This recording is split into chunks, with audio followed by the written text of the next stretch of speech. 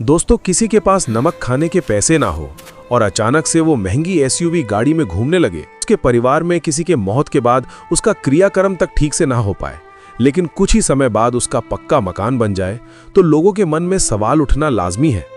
लोग तरह तरह की बातें करने लगते हैं कि आखिर ऐसा कैसे हो गया, आखिर इतनी जल्दी किसी की किस्मत कैसे बदल सकती है, इतना जल्दी अमीर कैसे बन सकता है। दोस्तों, आज की कहानी भी कुछ ऐसी ही है। ये कहानी है झारखंड के गिरिडीह जिले के एक छोटे से गांव की। उसी गांव में एक आदमी रहता था जिसका नाम हरि नारायण था। हरि नारायण की उम्र करीब 55 साल के आसपास थी। उसके परिवार में उसकी पत्नी कमला, 3 बेटियां और एक बेटा था। घर की हालत बहुत ही खराब थी। मिट्टी का छोटा सा घर, टूटी हुई छत और रोज की चिंता कि आज खाना कैसे बनेगा, और किसी तरह आज खाना बन भी गया तो कल के बारे में चिंता होती थी। हरि नारायण का बेटा सबसे बड़ा था। उसका नाम सुरेश था और उसकी उम्र करीब 26 साल थी। सुरेश बहुत ही सीधा साधा और मेहनती लड़का था। उसने पढ़ाई तो ज्यादा नहीं की थी, लेकिन अपने परिवार से उसे बहुत प्यार था। इसलिए छोटी उम्र से ही वो मजदूरी करने लगा था। कभी ईंट भट्टे पर काम करता, कभी खेतों में मजदूरी करता और कभी किसी के घर का काम कर देता। जो भी काम मिलता वही कर लेता था। सुरेश की शादी करीब 4 साल पहले पास के ही एक गांव की लड़की रीना से हुई थी। रीना भी बहुत ही समझदार और संस्कारी लड़की थी। शादी के बाद वो इस घर में आई तो उसने देखा कि घर की हालत बहुत खराब है, लेकिन उसने कभी किसी से शिकायत नहीं की। वो चुपचाप घर के सारे काम करती और अपने पति के साथ हर मुश्किल में खड़ी रहती। जब कभी सुरेश हिम्मत हारता तो वो उसकी हिम्मत देती थी। समय बीतता गया और 1 साल बाद उनके घर में एक छोटा सा बेटा पैदा हुआ। बच्चे के आने से घर में थोड़ी खुशी आई, लेकिन गरीबी अभी भी वैसी ही थी।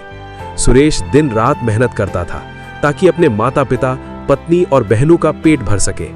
लेकिन दोस्तों, कहते हैं ना कि कभी कभी किस्मत इंसान की जिंदगी में ऐसा मोड़ ले आती है जिसकी किसी ने कल्पना भी नहीं की होती। एक दिन सुरेश काम से वापस घर लौट रहा था। रास्ते में अचानक एक तेज रफ्तार ट्रक ने उसे टक्कर मार दी। दुर्घटना इतनी भयानक थी कि सुरेश की वही मौके पर ही मौत हो गई। जब यह खबर गांव में पहुंची तो पूरे परिवार पर जैसे पहाड़ टूट पड़ा। घर में मातम छा गया। रीना बार बार बेहोश हो रही थी। उसकी गोद में छोटा सा बच्चा था और सामने उसके पति की लाश पड़ी थी। हरि नारायण और उसकी पत्नी कमला की हालत तो और भी खराब हो गई थी। उनका इकलौता बेटा इस दुनिया से चला गया था। वो बार बार रोते हुए यही कह रहे थे, हे भगवान, हमें ही उठा लेते, हमारे जवान बेटे को क्यों ले गए। लेकिन दुख यही खत्म नहीं हुआ। परिवार की हालत इतनी खराब थी कि उनके पास अंतिम संस्कार करने के लिए भी पैसे नहीं थे। गांव वालों ने चंदा इकट्ठा करके किसी तरह करीब 12,000 रुपए जुटाए और तब जाकर सुरेश का क्रियाकर्म किया गया। उस दिन के बाद से इस परिवार की हालत और भी खराब हो गई। पहले सुरेश कमाकर घर चलाता था, अब कमाने वाला कोई भी नहीं बचा था। घर में खाने तक के लाले पड़ने लगे। कभी कभी ऐसा भी होता कि पूरे परिवार को सिर्फ नमक और रोटी खाकर ही रात गुजारनी पड़ती, लेकिन फिर भी इस परिवार ने कभी किसी के सामने हाथ नहीं फैलाया। समय धीरे धीरे बीतता गया। सुरेश की मौत को करीब 6 महीने हो चुके थे। घर में हर कोई चुप चुप रहने लगा था। रीना भी पहले की तरह हंसती बोलती नहीं थी। वो दिन भर अपने बेटे को गोद में लेकर बैठी रहती और चुपचाप आंसू बहाती रहती। एक दिन हरि नारायण और उसकी पत्नी कमला ने बहुत सोचने के बाद रीना को अपने पास बुलाया। दोनों की आंखों में आंसू थे। हरि नारायण ने धीरे से कहा, बेटा रीना, हम तुमसे एक बात कहना चाहते हैं, अगर तुम बुरा ना मानो तो। रीना ने सिर झुकाकर कहा, जी बाबूजी, कहिए। हरि नारायण ने भारी आवाज में कहा, बेटा, तुम्हारी उम्र अभी ज्यादा नहीं है, तुम चाहो तो दूसरी शादी कर सकती हो, हम तुम्हें रोकेंगे नहीं। ये सुनकर रीना कुछ पल के लिए बिल्कुल चुप हो गई। उसने कभी इस बारे में सोचा भी नहीं था। तभी कमला ने कहा, बेटा, बस तुमसे एक ही गुजारिश है, अगर तुम कहीं शादी करके जाओ तो अपने बेटे को हमारे पास छोड़ देना। अब वही हमारे घर का आखिरी सहारा है। ये सुनते ही रीना की आंखों से आंसू बहने लगे। उसने तुरंत अपने बेटे को सीने से लगा लिया। कुछ देर तक वो कुछ बोल ही नहीं पाई। फिर अचानक उसने अपने बेटे को उठाकर अपनी सास की गोद में रख दिया और बोली, माँ, ये बच्चा आपका है, लेकिन क्या मैं आपकी कुछ नहीं हूँ। दोनों बुजुर्ग चौंक गए। दोनों की आंखों में आंसू आ गए। रीना रोते हुए बोली, मैं आपको इस हालत में छोड़कर कहीं नहीं जाऊंगी। जब तक मैं जिंदा हूं इस घर को संभालूंगी। जो आप खाएंगे वही मैं खाऊंगी। अगर आप भूखे रहेंगे तो मैं भी भूखी रहूंगी। उसकी ये बात सुनकर दोनों बुजुर्ग फूट फूट कर रोने लगे। उन्हें यकीन ही नहीं हो रहा था कि आज के समय में भी कोई बहू इतनी बड़ी सोच रख सकती है। उस दिन के बाद से रीना ने फैसला कर लिया कि अब वही इस घर का सहारा बनेगी, चाहे कुछ भी हो जाए। अब इस घर में किसी को कभी भूखे पेट सोने नहीं दूंगी। सुरेश की मौत के बाद घर की हालत पहले से भी ज्यादा खराब हो चुकी थी। पहले किसी तरह सुरेश मजदूरी करके घर चला लिया करता था, लेकिन अब कमाने वाला कोई भी नहीं बचा था। घर में बूढ़े हरिनारायण, उनकी पत्नी कमला, 3 जवान होती बेटियां, रीना और उसका छोटा सा बेटा, कुल मिलाकर 7 लोगों का परिवार था। इतने बड़े परिवार का गुजारा करना अब लगभग नामुमकिन लग रहा था। रीना ने उसी दिन तय कर लिया था कि चाहे कुछ भी हो जाए, वो इस परिवार को टूटने नहीं देगी। अगले ही दिन सुबह वो जल्दी उठी, घर का सारा काम निपटाया, बेटे को अपनी सास कमला के पास छोड़ा और काम की तलाश में गांव से बाहर निकल पड़ी। गांव से करीब 5-6 किलोमीटर दूर एक छोटा सा कस्बा था, जहां कुछ दुकानें और छोटे छोटे शोरूम थे। रीना वहां पहुंची और कई जगह काम के लिए पूछने लगी, लेकिन हर जगह उसे यही जवाब मिला, काम तो है लेकिन हमें आदमी चाहिए। कुछ दुकानदार उसे ऊपर से नीचे तक घूरते और अजीब नजरों से देखते। रीना सब समझती थी, लेकिन वो चुपचाप वहां से निकल जाती थी और सोचने लगी कि आजकल के समाज में एक अकेली महिला का जीना कितना मुश्किल है। कुछ औरतें जीते जी अपनी पति का कदर नहीं कर पाते हैं। जब ये इस दुनिया से चले जाते हैं, तब उसे एहसास होता है कि एक औरत के जीवन में पति का होना कितना जरूरी है। करीब 2 घंटे तक भटकने के बाद उसे एक रेडीमेड कपड़ों की दुकान में काम मिल गया। दुकान का मालिक करीब 45 साल का आदमी था, जिसका नाम महेंद्र था। उसने कहा कि काम ज्यादा मुश्किल नहीं है, बस दुकान की सफाई करनी होगी, ग्राहकों को कपड़े दिखाने होंगे और थोड़ा बहुत हिसाब किताब में मदद करनी होगी। रीना ने तुरंत हाँ कर दी। महेंद्र ने कहा, देखो, मैं तुम्हें महीने के 8,000 रुपए दूंगा। अगर मेहनत और लगन से काम किया तो आगे और सैलरी बढ़ा देंगे। रीना के लिए ये रकम भी बहुत बड़ी थी। उसने उसी समय काम शुरू कर दिया। अब रोज सुबह वो जल्दी उठती, घर का काम करती, बेटे को सास के पास छोड़ती और फिर कस्बे में काम पर चली जाती। शाम को करीब 6 बजे वापस घर लौटती। हर महीने जब उसे पैसे मिलते तो वो 1 भी रुपया अपने पास नहीं रखती थी। पूरा पैसा लाकर अपनी सास कमला के हाथ में रख देती थी। कमला बहुत ही समझदारी से घर का खर्च चलाती थी। वो हर पैसे का हिसाब रखती थी ताकि घर में किसी चीज की कमी ना हो।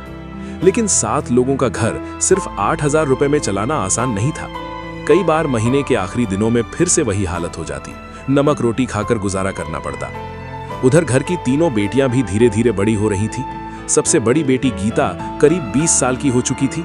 उसके बाद सुनीता थी, जिसकी उम्र 18 साल थी, और सबसे छोटी पूजा थी, जो अभी 15 साल की थी। एक दिन हरिनारायण ने रीना से कहा, बेटा, अगर तुम चाहो तो गीता और सुनीता को भी अपने साथ कस्बे में काम पर लगवा दो, थोड़ा घर का बोझ कम हो जाएगा।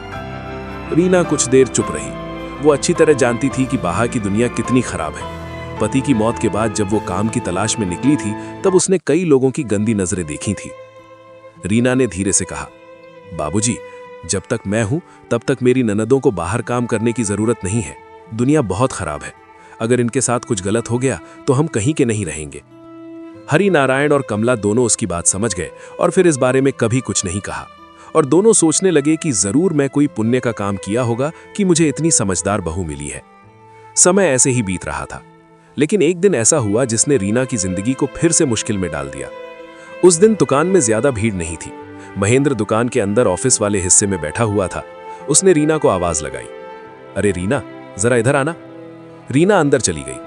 कुर्सी पर बैठा था और अजीब तरह से मुस्कुरा रहा था। उसने कहा, तुम बहुत मेहनत करती हो। अगर चाहो तो तुम्हारी तनख्वाह 8,000 से बढ़ाकर 15,000 कर सकता हूं। रीना को यह सुनकर थोड़ी हैरानी हुई। उसने कहा, साहब, अगर आप बढ़ा देंगे तो बहुत अच्छा होगा।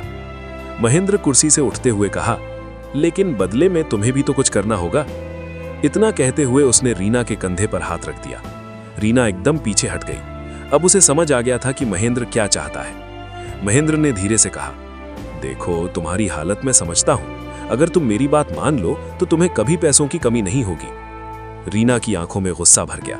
उसने तुरंत कहा, मुझे ऐसे पैसे नहीं चाहिए साहब। ये कहकर वो तुरंत दुकान से बाहर निकल गई। उस दिन के बाद वो फिर कभी उस दुकान पर नहीं गई। शाम को जब वो घर पहुंची तो उसकी आंखें लाल थीं। कमला ने पूछा, क्या हुआ बेटा? बस इतना सुनते ही रीना फूट फूट कर रोने लगी। रोते हुए उसने सारी बात अपनी सास को बता दी। कमला ने उसे गले लगा लिया और बोली, बेटा, तुमने बिल्कुल सही किया। हमें ऐसे पैसों की जरूरत नहीं है। लेकिन अब सबसे बड़ा सवाल यह था कि घर का खर्च कैसे चलेगा। 2 दिन तक रीना घर से बाहर नहीं निकली। वो सोचती रही कि अब क्या किया जाए। फिर एक दिन उसने फैसला किया कि अब वो खुद का काम शुरू करेगी। लेकिन समस्या ये थी कि उसके पास काम शुरू करने के लिए पैसे नहीं थे, क्योंकि वो जो भी पैसा कमाता था घर में खर्च हो जाता था। उसके घर के हालात के कारण वो एक भी पैसा नहीं बचाकर रख पाई थी। तभी उसे एक उपाय सूझा। उसने गांव के एक आदमी से उधार लेकर 4 छोटी बकरियां खरीद ली। बीच बीच में घर चलाने के लिए उसी से कर्ज लिया करती थी। अब वो रोज सुबह उन बकरियों को लेकर खेतों की तरफ चली जाती और शाम को वापस घर ले आती। धीरे धीरे समय बीतने लगा, बकरियां भी बढ़ने लगी। 1 साल के अंदर ही 4 बकरियां बढ़कर 10 से ज्यादा हो गई। रीना का दिन अब इसी काम में बीतता था। लेकिन दोस्तों, किस्मत अभी भी उसकी जिंदगी में एक नया मोड़ लेकर आने वाली थी। वो रोज की तरह अपने काम में लगी हुई थी। सुबह का समय था, हल्की धूप निकली हुई थी और खेतों में दूर दूर तक हरियाली दिखाई दे रही थी। रीना अपनी बकरियों को धीरे धीरे चरने दे रही थी और पास ही एक पेड़ की छांव में बैठकर उन्हें देख रही थी। तभी दूर से धूल उड़ती हुई दिखाई दी।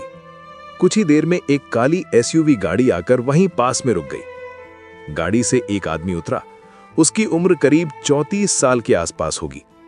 उसने अच्छे कपड़े पहने हुए थे और हाथ में एक महंगा सा मोबाइल फोन था।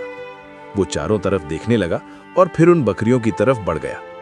रीना थोड़ी दूर से ये सब देख रही थी। उसके मन में तुरंत शक पैदा हो गया। उसे लगा कहीं ऐसा ना हो कि ये आदमी मौका देखकर उसकी 1-2 बकरियां गाड़ी में डालकर भाग जाए। वो तुरंत उठी और तेजी से उसकी तरफ बढ़ने लगी। उधर वो आदमी उन बकरियों की फोटो खींच रहा था। कभी एक बकरी की फोटो लेता, कभी दूसरी की, फिर थोड़ा पीछे जाकर पूरे झुंड की तस्वीर लेता। रीना उसके पास पहुंच गई और खड़ी होकर उसे देखने लगी। जब उस आदमी की नजर रीना पर पड़ी तो वो कुछ पल के लिए उसे देखता ही रह गया। रीना की आंखों में एक अलग ही सादगी थी। चेहरा थका हुआ जरूर था, लेकिन उसमें एक अजीब सी मासूमियत भी थी। उस आदमी ने मुस्कुराते हुए पूछा, ये बकरियां आपकी हैं? रीना ने सीधा सा जवाब दिया, हाँ, मेरी ही है। उस आदमी ने कहा, बहुत अच्छी हैं। मैंने ऐसे खुले खेतों में चरती बकरियां पहले कभी नहीं देखी। रीना ने कोई खास जवाब नहीं दिया। वो बस उसे देखती रही। फिर उस आदमी ने अपना मोबाइल रीना की तरफ बढ़ाते हुए कहा, जरा मेरी इन बकरियों के साथ फोटो खींच दीजिए। रीना ने मोबाइल लिया और 2-3 फोटो खींच दी। वो आदमी उसके पास आकर मोबाइल में फोटो देखने लगा और बोला, बहुत अच्छी फोटो खींची है आपने। लेकिन रीना ने कोई खास प्रतिक्रिया नहीं दी, क्योंकि उसके मन में पहले से ही एक डर बैठा हुआ था। पति की मौत के बाद उसने दुनिया का बहुत ही कड़वा चेहरा देखा था। कई लोग उसकी मजबूरी का फायदा उठाने की कोशिश कर चुके थे, इसलिए अब वो किसी अजनबी पर जल्दी भरोसा नहीं करती थी। कुछ देर बाद वो आदमी वापस अपनी गाड़ी में बैठा और वहां से चला गया। रीना ने सोचा, पता नहीं कौन था, शायद कोई शहर से आया होगा। लेकिन दोस्तों, कहानी यहीं खत्म नहीं हुई। अगले दिन उसी समय वही गाड़ी फिर से वहां आकर रुकी। रीना ने दूर से ही पहचान लिया कि वही आदमी फिर आया है। इस बार वो आदमी गाड़ी से उतरकर सीधे बकरियों की तरफ चला गया और फिर से उनकी फोटो खींचने लगा। कुछ देर बाद वो रीना के पास आया और बोला, मेरा नाम अभिषेक है। मैं यहाँ पास के गांव में एक दोस्त की शादी में आया हूँ। रीना ने बस सिर हिला दिया। अभिषेक ने जेब से पैसे निकालते समय जानबूझकर 2000 रुपए के नोट जमीन पर गिरा दिए। जब वो आगे बढ़ गया तो रीना की नजर उन पैसों पर पड़ी। उसने तुरंत पैसे उठाए और उसके पास जाकर कहा, सुनिए, आपके पैसे गिर गए हैं। अभिषेक ने जेब पर हाथ मारा और बोला, अरे हाँ, शायद गिर गए होंगे, कोई बात नहीं, आप रख लीजिए। रीना ने तुरंत पैसे उसकी तरफ बढ़ा दिए और बोली, नहीं, ये आपके पैसे हैं, आप ही रखिए। अभिषेक ने फिर कहा, रख लो, मुझे जरूरत नहीं है। लेकिन रीना ने साफ मना कर दिया। उसने कहा, जब आप यहीं पर हैं और पैसे आपके ही हैं तो मैं क्यों रखूं? अभिषेक कुछ पल के लिए चुप हो गया। शायद उसे उम्मीद नहीं थी कि इतनी गरीबी में भी कोई औरत इतने साफ दिल की हो सकती है। रीना ने फिर कहा, अब आप जाइए, आपने शायद पहले कभी बकरियां नहीं देखी होंगी। अभिषेक हल्का सा मुस्कुराया और बोला, देखी तो है, लेकिन इस तरह खेतों में चरती हुई नहीं। इतना कहकर वो फिर गाड़ी में बैठा और वहां से चला गया। लेकिन दोस्तों, अब अभिषेक के मन में रीना की छवि बस चुकी थी। वो बार बार उसके बारे में सोचने लगा। अगले दिन फिर वही समय हुआ और वो फिर उसी जगह पहुंच गया। अब रीना को यकीन हो गया कि ये आदमी जानबूझकर ही रोज यहां आ रहा है। गांव के कुछ लोगों ने भी अब ये देखना शुरू कर दिया था। लोग धीरे धीरे बातें बनाने लगे थे। एक दिन जब अभिषेक फिर आया तो रीना गुस्से में उसके पास गई और बोली, देखिए, आप रोज यहाँ क्यों आते हैं? हम लोग बहुत गरीब हैं, हमें हमारे हाल पर छोड़ दीजिए। अगर आप रोज यहाँ आएंगे तो लोग क्या कहेंगे? खामखा मेरी बदनामी होगी, जो मैं नहीं चाहती हूँ। अभिषेक ने शांत स्वर में कहा, मैं आपको परेशान या बदनाम करने नहीं आता। लेकिन रीना अब परेशान हो चुकी थी।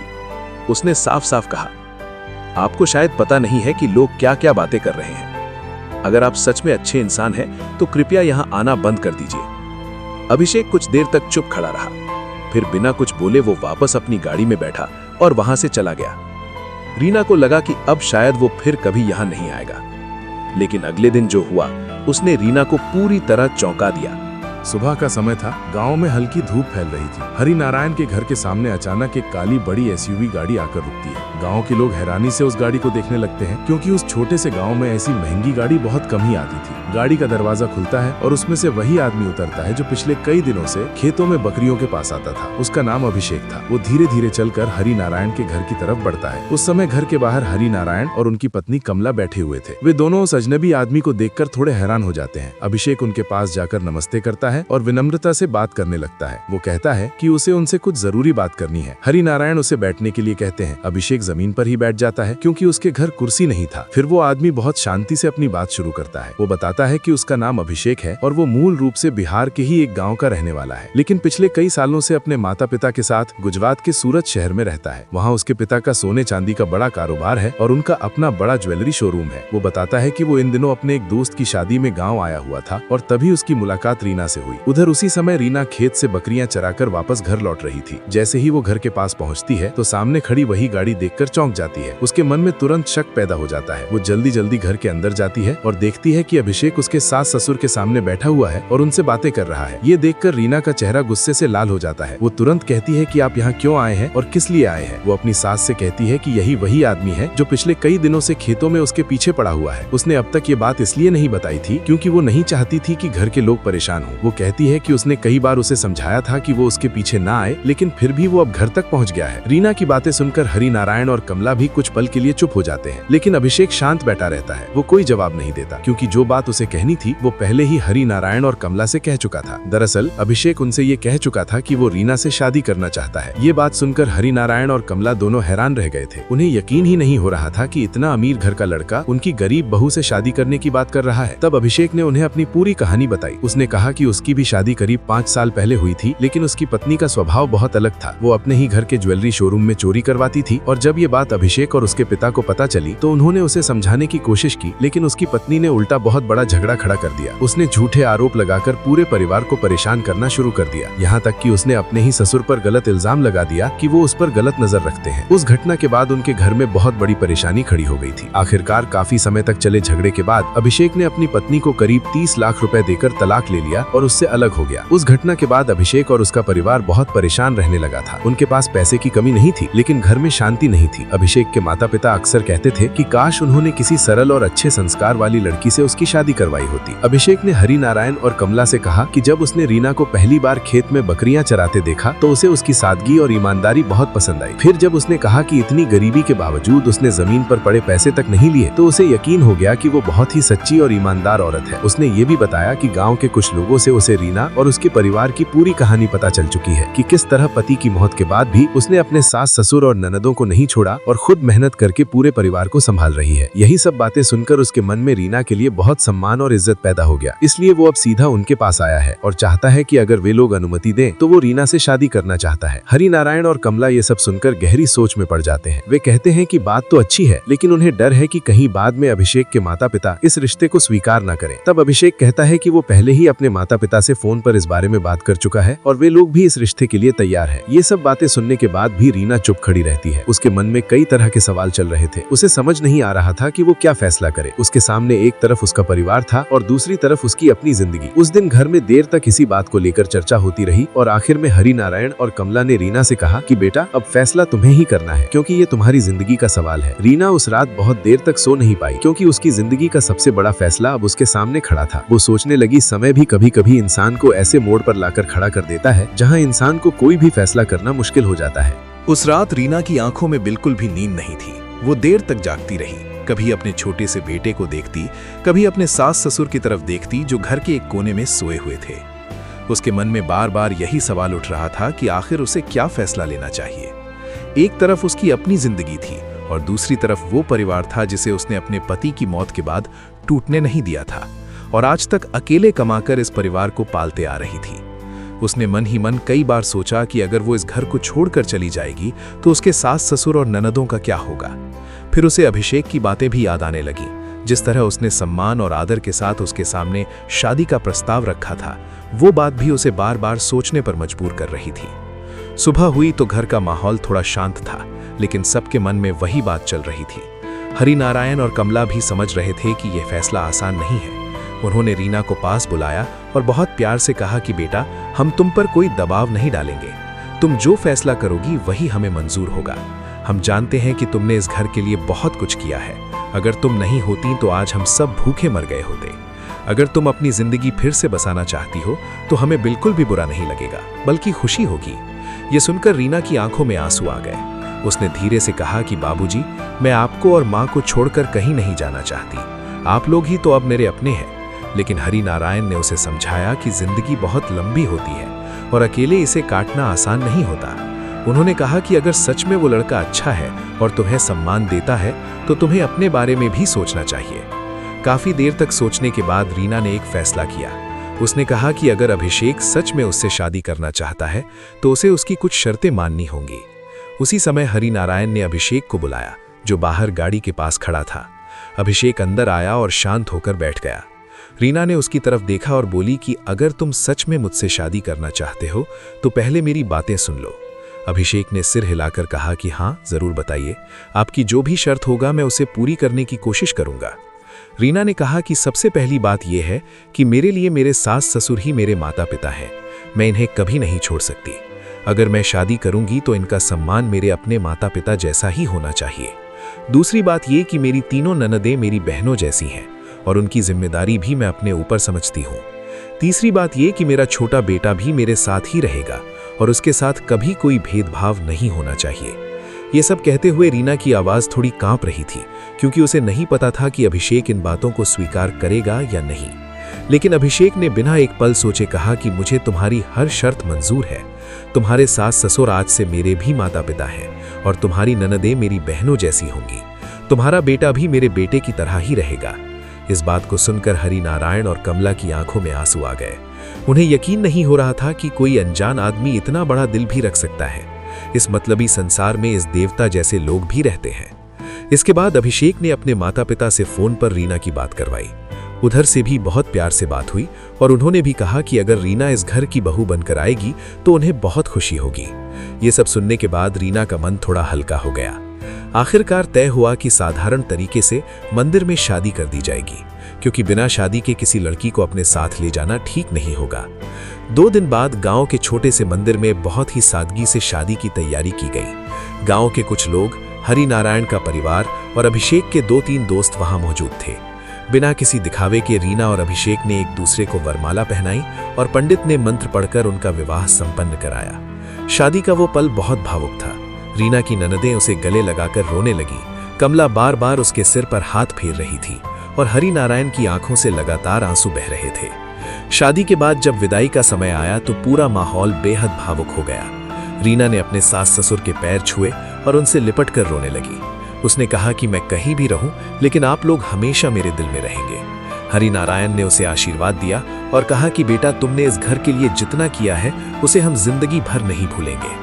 अभिषेक ने भी उन्हें भरोसा दिलाया कि वो इस परिवार को कभी अकेला नहीं छोड़ेगा। फिर रीना ने फैसला किया कि उसकी सबसे छोटी ननद पूजा कुछ समय के लिए उसके साथ जाएगी, ताकि उसे नए माहौल में सहारा मिल सके। सबकी सहमति से पूजा भी उनके साथ जाने को तैयार हो गई।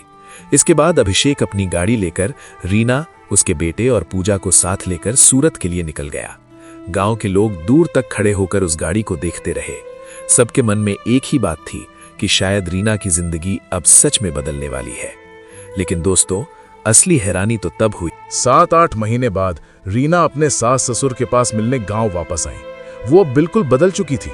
जो लड़की पहले गांव में अपने पति के निधन के बाद दुख सहती थी, वही आज अपनी मेहनत और ईमानदारी से खुद को मजबूत बना चुकी थी। अब उसके साथ अभिषेक भी था। उसके हाथ में सुंदर डिजाइन वाली महंगे बैग थीं, सबके लिए नए कपड़े लेकर आई थी। जैसे ही वो घर के पास आई, गांव वाले उसे देखकर दंग रह गए। पहले जिस हालत में वो गांव छोड़कर गई थी, अब वो सोने चांदी के आभूषणों और अच्छे कपड़ों में बिल्कुल अलग ही नजर आ रही थी। ना सिर्फ रीना बल्कि उसकी ननद पूजा भी पहचानने में मुश्किल हो रही थी। सब लोग हैरान थे कि कैसे इतनी जल्दी इतना बदलाव संभव हो गया। हरिनारायण और कमला ने उसे देखकर खुशी से रोना शुरू कर दिया। अब उनके घर में खुशहाली थी।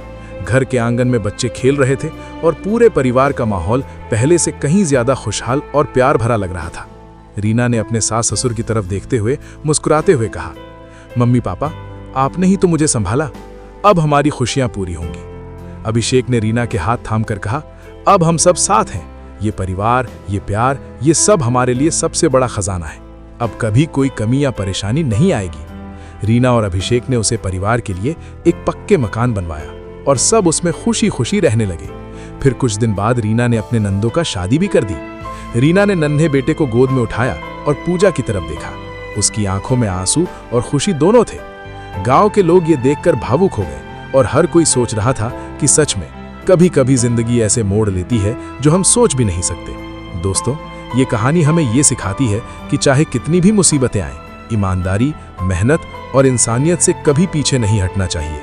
अगर चाहें तो मेहनत और ईमानदारी से किसी भी परिवार मुश्किल समय में भी खुशहाल बन सकता है। रीना की तरह अगर हम हिम्मत ना हारें और सही फैसले लें तो खुशियां जरूर हमारे पास आती हैं। तो दोस्तों, कैसी लगी आपको ये कहानी? अगर आपको पसंद आई हो तो वीडियो को लाइक जरूर करें और चैनल को सब्सक्राइब करना मत भूलिए, ताकि हम आपको ऐसी ही रोमांचक और इमोशनल कहानियां सुनाते रहें। और हाँ, कमेंट में बताइए कि आपको रीना का संघर्ष और साहस कैसा लगा। फिर मिलेंगे अगली कहानी के साथ। तब तक के लिए धन्यवाद। जय हिंद।